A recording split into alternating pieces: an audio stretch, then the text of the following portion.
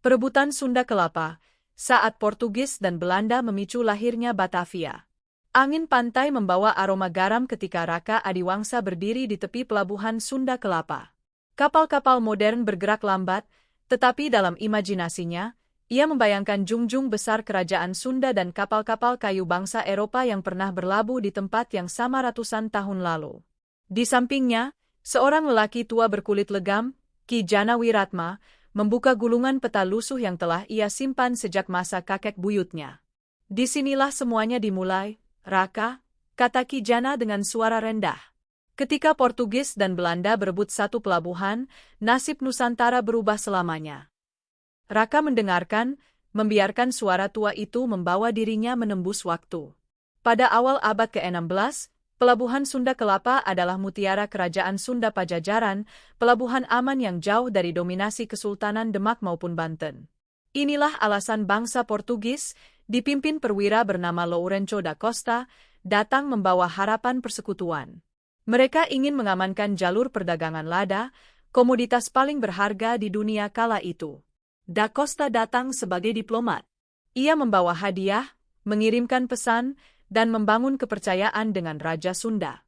Di matanya, Sunda Kelapa adalah pintu emas menuju kekayaan. Namun di balik semua itu, Portugis menyimpan rencana lebih besar, membangun benteng permanen, Fort São Jorge, yang membuat mereka dapat mengendalikan perdagangan di wilayah Barat Jawa. Raka mengangguk. Jadi Portugis hampir menguasai Sunda Kelapa. Hampir, jawab Ki Jana. Jika bukan karena badai politik dari Banten dan Demak, cerita kita mungkin berbeda. Ketika Portugis hampir menuntaskan perjanjiannya, berita tentang aliansi itu sampai ke telinga para pemimpin Banten. Banten tahu, jika Sunda Kelapa jatuh ke tangan Portugis, rantai distribusi lada akan dikuasai orang asing. Maka dimulailah tekanan militer dari Banten ke Pajajaran. Perang kecil pecah di pedalaman, dan jalur Portugis menuju pembangunan benteng terputus. Tetapi ketika kondisi mulai memanas, muncullah kekuatan baru, Belanda. Dipimpin oleh perwira VOC bernama Hendrik van Reden, mereka datang bukan dengan diplomasi, melainkan strategi merebut dan membangun dari reruntuhan. Portugis dan Belanda tak pernah benar-benar berhadapan langsung dalam satu pertempuran besar di Sunda Kelapa. Namun persaingan mereka terasa pada setiap langkah, setiap jalur perdagangan, setiap sekoci yang merapat di pelabuhan. Da Costa berusaha mempertahankan pengaruhnya, sementara Van Reden mempelajari titik lemah pertahanan lokal. Ketika Banten akhirnya merebut Sunda Kelapa dari Pajajaran, Portugis terdesak mundur. Dan di tengah kekacauan, VOC melihat peluang emas. Mereka menyusun rencana besar untuk menguasai pelabuhan sepenuhnya dan menjadikannya pusat kekuasaan baru. Dan disinilah titik balik itu terjadi, Raka, bisik Ki Jana. Saat Belanda menghancurkan benteng-benteng Banten dan membangun kota baru. Raka menatap pelabuhan tua itu, membayangkan bagaimana tembakan meriam VOC mengguncang tanah ini. Bagaimana pasukan Banten bertahan mati-matian. Bagaimana bendera asing akhirnya berkibar di tanah Sunda. Dari perebutan inilah, sebuah kota baru lahir, Batavia, simbol kekuasaan VOC yang bertahan lebih dari 3 abad. Raka menarik napas panjang.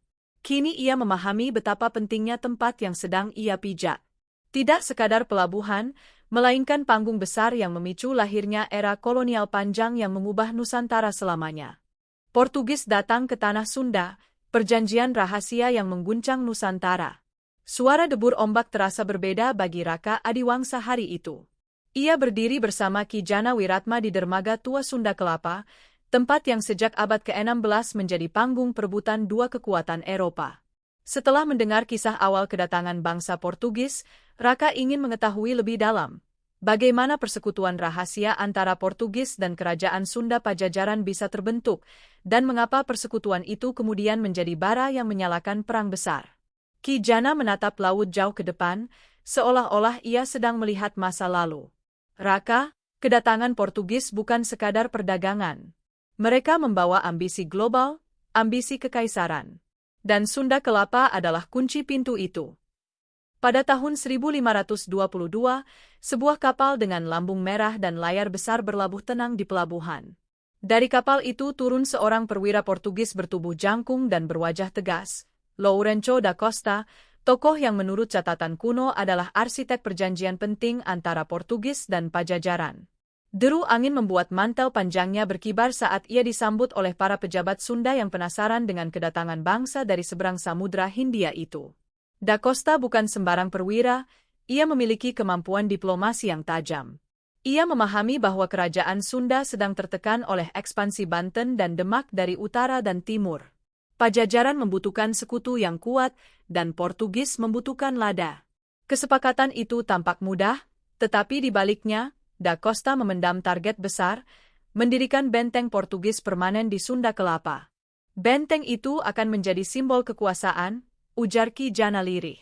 Jika berhasil dibangun, Portugis akan menguasai jalur perdagangan lada dari Barat Jawa, dan seluruh Nusantara pun akan jatuh ke tangan mereka lebih cepat. Raka membayangkan suasana balairung kerajaan Pajajaran. Raja Sunda waktu itu, Sri Baduga atau penerusnya, memahami ancaman Banten yang semakin kuat. Dalam pertemuan rahasia, utusan Portugis menawarkan perlindungan militer beserta senjata api, meriam, dan teknologi pertahanan yang tidak dimiliki kerajaan-kerajaan Nusantara saat itu. Di hadapan peta kuno, Da Costa menunjuk lokasi strategis, tepat di tepian pelabuhan. Jika benteng ini berdiri, katanya dengan tegas, tidak ada kapal musuh yang berani melintas. Pejabat Sunda terdiam. Dalam hati mereka, persekutuan itu terasa seperti perjudian terakhir untuk mempertahankan kejayaan Pajajaran. Dan akhirnya, sejarah mencatat, Perjanjian 1522 ditandatangani, disertai pembangunan sebuah tugu perjanjian yang kelak dikenal sebagai Padrao, tugu batu persegi bertuliskan lambang Portugal. Raka mengangguk. Jadi, Portugis sempat resmi menjadi sekutu Sunda. Ya, jawab Ki Jana. Tapi sekutu yang datang terlambat. Ketika perjanjian itu dibuat, pasukan Banten sudah bergerak cepat. Mereka memutus jalur antara Sunda dan Portugis.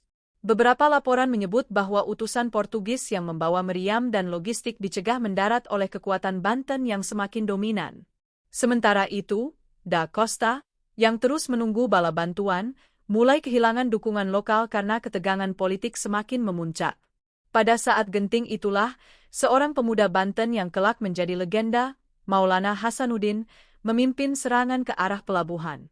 Sunda Kelapa mulai terkepung, dan Portugis tak lagi bisa mengirimkan pasukan tambahan. Benteng yang direncanakan tidak pernah terwujud. Sementara itu, kerajaan Sunda mengalami tekanan bertubi-tubi dari Banten, dan hubungan persekutuan dengan Portugis menjadi alasan kuat bagi Banten untuk menaklukkan wilayah tersebut.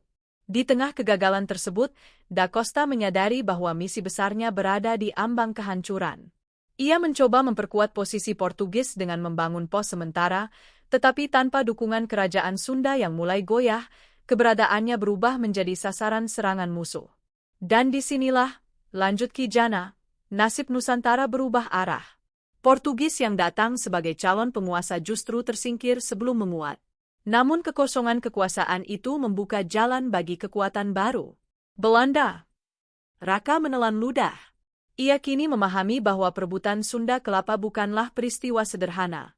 Ini adalah peperangan diplomasi, perdagangan, dan kekuasaan, tempat bangsa Eropa dan kerajaan Nusantara bertarung memperebutkan masa depan. Dan semua itu terjadi di tempat ia sedang berdiri sekarang. Ketika Banten menggempur Sunda Kelapa, perebutan yang membuka jalan bagi VOC. Pagi itu, Raka Adiwangsa dan Ki Jana Wiratma melanjutkan perjalanan mereka menyusuri area pelabuhan Sunda Kelapa. Raka memperhatikan bangunan-bangunan tua yang berdiri kokoh, seakan masih menyimpan gema pertempuran ratusan tahun lalu. Setelah mendengar kisah tentang kedatangan Portugis, kini ia ingin memahami bagaimana Banten, yang saat itu sedang bangkit, mampu menggeser kekuasaan Sunda dan membatalkan rencana Imperium Portugis. Ki Jana mulai bercerita, dan sejarah pun kembali berputar. Pada paruh pertama abad ke-16, kerajaan Sunda menjadi semakin terjepit. Kekuatannya melemah, wilayahnya terhimpit oleh ekspansi Banten dan Demak, dua kekuatan Islam yang sedang bangkit. Perjanjian rahasia dengan Portugis justru memperburuk keadaan karena Banten menganggap bahwa kerajaan Sunda telah membuka pintu bagi bangsa asing yang bisa mengancam jalur perdagangan mereka. Pemimpin muda Banten, Maulana Hasanuddin, melihat Sunda Kelapa sebagai kunci. Pelabuhan itu adalah jalur penting tempat kapal-kapal membawa lada, beras, dan hasil bumi dari pedalaman Jawa Barat menuju pasar global. Jika Portugis membangun benteng di sana, Banten akan kehilangan jalur ekonomi vital. Raka, ujar Ki Jana, tahukah kau apa yang membuat perebutan Sunda Kelapa begitu berat? Raka menggeleng. Karena ini bukan sekadar perang. Ini adalah perebutan masa depan perdagangan Nusantara. Barang siapa menguasai Sunda Kelapa, ia menguasai pintu barat Jawa. Keputusan Banten pun bulat, Sunda Kelapa harus direbut sebelum Portugis memperkuat posisinya. Pada tahun 1526, pasukan Banten mulai bergerak. Mereka adalah prajurit-prajurit tangguh yang terbiasa bertempur di rawa dan tepi sungai. Dipimpin Hasanuddin, mereka membangun basis serangan di wilayah-wilayah yang berbatasan langsung dengan kekuasaan Pajajaran. Pihak Sunda mencoba bertahan, tetapi perpecahan politik internal melemahkan mereka. Banyak bangsawan Sunda mulai mempertanyakan keputusan merangkul bangsa asing. Perjanjian dengan Portugis, yang awalnya dianggap solusi, kini berubah menjadi sumber ketegangan baru. Ketika pasukan Banten akhirnya datang mendekat, pertempuran sengit pun pecah di area pedalaman. Jalur logistik kerajaan Sunda terputus. Sementara itu, Portugis yang dijanjikan akan datang dengan meriam-meriam besar tak kunjung tiba. Lourenço da Costa menunggu di pelabuhan tanpa kekuatan militer yang cukup untuk melawan gelombang serangan Banten. Bayangkan, kata Ki Jana sambil menunjuk deretan gudang tua, di sekitar tempat inilah pasukan Banten dan Sunda bentrok selama berhari-hari. Raka mengangguk pelan, membayangkan suara dentuman tombak, teriakan perang, dan asap yang memenuhi langit. Akhirnya pada tahun 1527, Banten melancarkan serangan besar yang menentukan. Serangan itu berhasil menghantam pusat pertahanan Sunda di pelabuhan. Para prajurit Sunda mundur ke selatan, dan Lourenço da Costa dengan kelompoknya mencoba menahan serbuan di dekat dermaga. Namun jumlah mereka terlalu sedikit. Pasukan Banten menyerbu dengan kekuatan penuh, memaksa Portugis mundur dan meninggalkan pelabuhan begitu saja. Dan di hari ketika pelabuhan itu direbut sepenuhnya, Hasanuddin mengganti namanya. Ia menghapus nama Sunda Kelapa dan menyebutnya Jayakarta, yang berarti kemenangan yang sempurna. Nama Jayakarta adalah simbol, kata Ki Jana, simbol bahwa pelabuhan ini telah kembali ke tangan Nusantara. Namun kisah itu belum selesai. Ketika Portugis tersingkir, jaringan perdagangan dunia masih lapar akan rempah-rempah. Kekosongan kekuasaan otomatis memancing kedatangan kekuatan baru. Sementara Banten merayakan kemenangan mereka, jauh di laut lepas, kapal-kapal besar berlayar menuju Jawa. Mereka membawa bendera lain, bendera Belanda, bangsa yang baru saja memerdekakan diri dari Spanyol dan ingin merebut kekuasaan perdagangan global. Perwira VOC yang kelak menjadi tokoh penting dalam perebutan Jayakarta adalah Hendrik van Rheden. Ia bukan sekadar pedagang, ia adalah arsitek strategi kolonial Belanda di Jawa Barat. VOC melihat Jayakarta sebagai pelabuhan dengan potensi besar. Perairannya tenang, letaknya strategis, dan dapat menjadi pusat perdagangan rempah untuk seluruh Asia. Ketika VOC bersiap memasuki panggung besar itu, Banten tak menyadari bahwa musuh yang lebih licik dan lebih terorganisir sedang mendekat. Dan disinilah VOC mulai menancapkan kuku, kata Ki Jana, dengan cara yang jauh lebih kejam dibanding Portugis. Raka menatap langit. Ia merasa berada di tengah pusaran sejarah yang terus bergerak. Dari Portugis ke Banten, dari Banten ke VOC, semua karena sebuah pelabuhan yang kini tampak begitu tenang. Namun ia tahu, kisah perebutan Sunda Kelapa akan semakin mencekam ketika VOC mulai mengambil alih kendali. VOC menyerbu Jayakarta, awal kejatuhan dan lahirnya Batavia. Langkah Raka Adiwangsa terhenti di depan reruntuhan benteng tua yang kini berubah menjadi museum terbuka. Ki Jana Wiratma berdiri di sampingnya, menatap bangunan itu dengan pandangan yang seolah menembus masa lalu. Disinilah babak paling kelam dalam sejarah Sunda Kelapa, yang telah berubah nama menjadi Jayakarta, dimulai. Setelah mendengar kisah kemenangan Banten, Raka kini siap mengetahui bagaimana kekuatan baru dari Eropa, VOC, masuk dan mengubah segalanya. Setelah Portugis tersingkir, Jayakarta berada di bawah perlindungan Banten. Tetapi kejayaan ini hanya bertahan sebentar. Di Laut Jauh, kapal-kapal Belanda milik VOC, Vernigde Ostis Cecompagne, bergerak cepat menuju Nusantara. VOC bukan sekadar kumpulan pedagang, melainkan organisasi militer, ekonomi, dan politik terbesar di dunia pada zamannya. Mereka memiliki angkatan laut, tentara, bahkan hak untuk berperang. Pemimpin operasi VOC di Jayakarta adalah seorang perwira licik dan jenius taktis, Hendrik van Rheden. Berbeda dengan Portugis yang datang dengan kedok diplomasi, VOC datang dengan rencana eksploitasi yang sudah matang. Mereka ingin Jayakarta menjadi basis utama VOC di Asia, sebuah pusat pemerintahan sekaligus pelabuhan terbesar. Raka mendengarkan dengan seksama. Ia bisa melihat bagaimana Van Rheden berdiri di atas dek kapal, menatap Jayakarta dengan ambisi yang menyala di matanya. VOC awalnya meminta izin kepada Banten untuk mendirikan pos dagang kecil di Jayakarta. Awalnya, pihak Banten menyetujui karena melihat Belanda sebagai sekutu potensial melawan Portugis dan Spanyol. Belanda bahkan dianggap teman dari kejauhan yang tidak punya ambisi politik. Tapi itu hanyalah kesalahpahaman besar. Van Rheden mulai memperluas pos dagang VOC menjadi markas. Mereka membangun gedung besar, membawa meriam, mengumpulkan pasukan, dan memaksa para pedagang lokal menjual lada hanya kepada VOC. Ketika Banten protes, VOC menuduh Banten melanggar perjanjian. Tanpa disadari, Jayakarta berada di ambang perang. Pada tahun 1618, ketegangan mencapai titik didih. Van Rheden memerintahkan pasukannya membangun dinding pertahanan, seolah-olah tanah Jayakarta adalah milik VOC. Para pejabat Banten murka dan memerintahkan pasukan untuk mengepung markas VOC di Jayakarta. Dalam bayangan Raka, ia melihat ribuan prajurit Banten berbaris di sepanjang tepi Sungai Ciliwung, meneriakkan perintah serangan. Serangan pertama Banten membuat VOC kewalahan. Mereka terkurung dalam benteng darurat dan beberapa kali hampir menyerah. Van Rheden pun memutuskan langkah yang paling berani dan berbahaya. Memanggil armada Belanda terbesar di Asia untuk menyerbu Jayakarta sepenuhnya. Ketika armada itu datang, Laut Jawa menjadi medan perang. Meriam meledak, kapal-kapal terbakar, dan Jayakarta menjadi arena kekacauan. Disinilah, ujar Ki Jana pelan, VOC menunjukkan wajah aslinya. Pada Mei 1619, VOC melancarkan serangan besar-besaran dengan kekuatan penuh. Jayakarta dibombardir tanpa belas kasihan. Rumah-rumah penduduk terbakar, pasar habis, dan banyak warga meninggal dalam kebakaran dahsyat itu.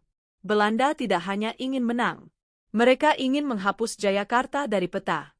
Deru meriam bergema selama berhari-hari. Dan ketika asap mulai menipis, Jayakarta nyaris rata dengan tanah. Banten tidak sempat mengirimkan bala bantuan dalam jumlah besar karena sedang bertikai dengan Kesultanan Mataram.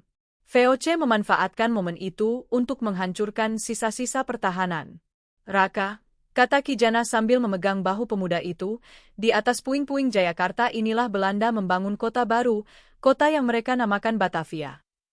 Nama itu dipilih untuk menghormati nenek moyang bangsa Belanda kuno, suku Batavi. Namun bagi rakyat Nusantara, Batavia menjadi simbol penjajahan, tempat VOC menanamkan kekuasaan selama ratusan tahun.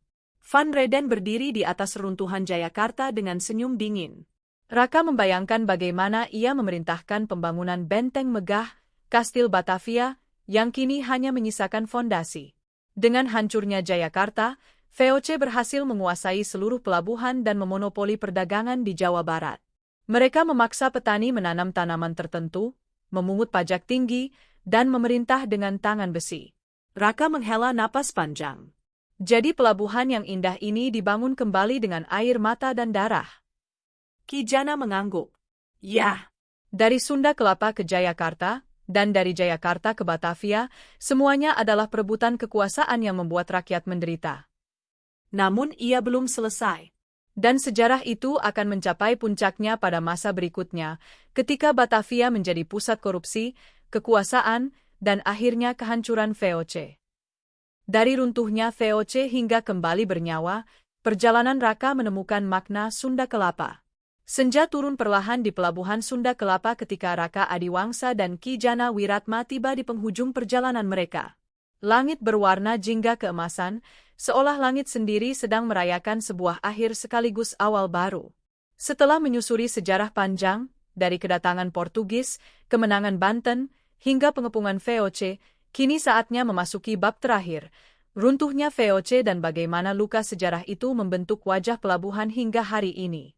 Raka duduk di tepi dermaga, menatap kapal-kapal tradisional pinisi yang berbaris dengan tenang. Tidak ada meriam, tidak ada kepulan asap, tidak ada prajurit yang berteriak. Hanya ketenangan, seolah pelabuhan itu sedang beristirahat setelah berabad-abad menjadi saksi perebutan kekuasaan. Ki Jana berdiri di sampingnya. VOC memang berhasil mengambil Jayakarta dan menamainya Batavia, katanya pelan. Tapi kekuasaan yang dibangun di atas keserakahan selalu membawa kehancurannya sendiri. Setelah menguasai Batavia pada tahun 1619, VOC menjadikan kota itu sebagai pusat komersial terbesar di Asia Tenggara. Dari benteng megah Kastil Batavia, mereka mengatur perdagangan rempah-rempah, mengontrol pelayaran, dan memerintah rakyat setempat dengan aturan keras. Hendrik van Reden, perwira yang memimpin penaklukan Jayakarta, menjadi salah satu arsitek awal pemerintahan kolonial. VOC berkembang pesat, tetapi dari awal, organisasi ini penuh dengan korupsi. Para pejabatnya sering memperkaya diri sendiri, memanipulasi harga, dan menjalankan bisnis pribadi di luar kendali pusat. Ambisi mereka tak ada batasnya, dan Batavia menjadi kota yang membayarnya dengan darah. Raka, ujar Ki Jana sambil menatap sungai Ciliwung yang mengalir pelan, tahukah kau bahwa Batavia pernah dijuluki kuburan orang Belanda? Raka mengerutkan kening. Kenapa? Karena wabah penyakit, ketamakan memaksa mereka membangun kota di tanah rawa yang dipenuhi nyamuk malaria. Ribuan orang Eropa mati setiap tahun. Ironis, bukan? Mereka merebut kota ini dengan kekerasan, tapi justru kota ini yang perlahan memakan mereka. Pada awal abad ke-18, VOC mulai goyah. Biaya perang, korupsi, dan administrasi yang buruk membuat kas mereka kosong. Di satu sisi, perlawanan rakyat Nusantara terus meningkat. Pemberontakan muncul di mana-mana, di Banten, di Jawa Tengah, di Makassar, dan berbagai daerah lainnya. VOC kewalahan menghadapinya. Raka membayangkan Batavia pada masa itu. Jalan-jalan becek, gudang rempah raksasa, rumah para pejabat VOC yang dijaga ketat, Dan rakyat lokal yang dipaksa bekerja dengan pajak tinggi. Semua itu perlahan runtuh. Pada tahun 1799, setelah hampir 2 abad menguasai Batavia, VOC resmi bangkrut. Pemerintah Belanda mengambil alih wilayahnya, membubarkan VOC, dan menjadikan Hindia Belanda sebagai wilayah jajahan langsung Kerajaan Belanda. Begitulah akhirnya, kata Ki Jana. VOC, perusahaan dagang terkuat di dunia, tumbang oleh keserakahannya sendiri. Raka menatap Ki Jana. Lalu apa makna semua ini, Ki? Dari Portugis, Banten, hingga VOC, semuanya memperebutkan satu pelabuhan. Apa gunanya bagi kita sekarang? Pertanyaan itu membuat Ki Jana tersenyum tipis, seolah ia telah menunggu momen ini sejak awal. Raka, pelabuhan ini adalah cermin dari perjalanan bangsa kita. Sunda Kelapa mengajarkan bahwa Nusantara adalah wilayah yang selalu diincar. Kita kaya, kita strategis, dan kita punya kekuatan besar. Tapi sejarah juga menunjukkan bahwa bangsa yang tidak bersatu akan mudah direbut. Ia menunjuk ke arah kampung tua di balik pelabuhan. Dulu Sunda dan Banten bertikai, dan VOC mengambil kesempatan. Dulu para pejabat Banten tak sepakat, dan Jayakarta runtuh. Angin sore bertiup lembut, membawa aroma kayu basah dari kapal pinisi. Tapi meski sejarah itu kelam, lanjut Ki Jana, Sunda Kelapa tetap berdiri. Bahkan setelah Portugis gagal, setelah VOC runtuh, setelah Batavia berubah menjadi Jakarta. Pelabuhan ini terus bernapas, menjadi bagian dari darah kita sebagai bangsa. Raka mengangguk perlahan. Kini ia memahami lebih dari sekadar tanggal dan pertempuran. Ia memahami makna. Sunda Kelapa adalah bukti bahwa bangsa ini pernah diperebutkan karena ia berharga. Sunda Kelapa adalah simbol bahwa Nusantara pernah berdiri di pusat jalur dunia. Dan yang terpenting, Sunda Kelapa adalah pengingat bahwa masa depan tidak boleh lagi ditentukan oleh bangsa asing, tetapi oleh rakyat negeri sendiri. Matahari akhirnya terbenam, menyisakan cahaya keemasan di permukaan air. Raka berdiri, menatap Cakrawala dengan pandangan berbeda. Ia datang ke pelabuhan ini sebagai penjelajah sejarah, tetapi ia pulang sebagai seseorang yang menemukan jati dirinya melalui kisah bangsanya. Terima kasih, Ki, ujarnya lirih. Ki Jana tersenyum. Perjalananmu baru mulai, Raka. Tapi ingatlah, siapa yang menguasai sejarah, dia menguasai masa depan. Dan di tengah keheningan sore, Sunda Kelapa kembali tenang, seolah mengucapkan selamat tinggal kepada dua pejalan waktu yang baru saja menyingkap tabir ratusan tahun sejarah. Di bawah langit senja Sunda Kelapa, sejarah yang kelam dan penuh perebutan akhirnya mereda menjadi pelajaran bagi generasi baru. Dari Portugis yang datang membawa janji, Banten yang bangkit mempertahankan tanahnya, hingga VOC yang membangun Batavia di atas puing-puing Jayakarta, semuanya meninggalkan jejak yang membentuk wajah Indonesia hari ini. Raka kini memahami bahwa pelabuhan tua ini bukan sekadar tempat persinggahan kapal, melainkan saksi dari kekuatan, keserakahan, perlawanan, dan ketahanan bangsa. Dan selama riwayat itu tetap diingat, Sunda Kelapa akan terus hidup sebagai simbol perjalanan panjang Nusantara menuju jati dirinya.